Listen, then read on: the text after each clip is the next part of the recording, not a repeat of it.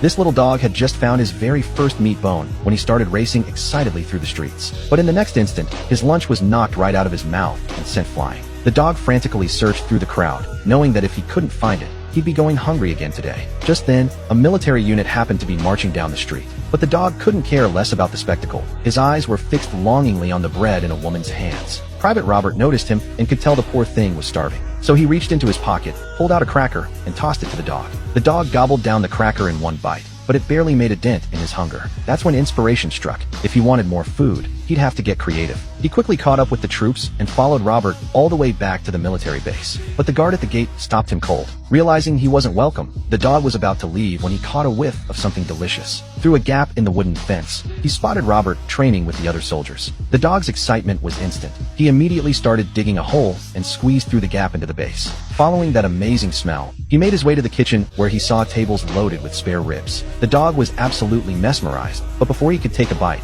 he nearly got whacked by a cleaver. The cook hurled a pot at him, sending the terrified dog scrambling for cover. He bolted out of there so fast that he crashed headfirst into a soldier, and when he looked up, it was Robert himself. Desperate to get Robert's attention, the dog let out a bark, which unfortunately caught the drill sergeant's attention instead. When the sergeant demanded to know whose dog it was, the dog immediately looked up at Robert. Robert panicked and tried to signal with his eyes for the dog to leave, but surprisingly, the sergeant wasn't angry at all. Instead, he told Robert to take good care of the dog. The sergeant then resumed training, and amazingly, the dog started copying the soldier's stance perfectly. Seeing such an obedient dog, even the tough sergeant couldn't help but laugh. With the sergeant's blessing, the dog began his military life alongside Robert. Every day, the dog joined the soldiers for training. At first, he couldn't tell his left from his right, but as time passed, not only could he follow commands and execute the corresponding moves, he could also excel at high-intensity training. The dog became an invaluable assistant too. Whenever the soldiers finished target practice, he'd retrieve the targets and bring them to the sergeant for inspection.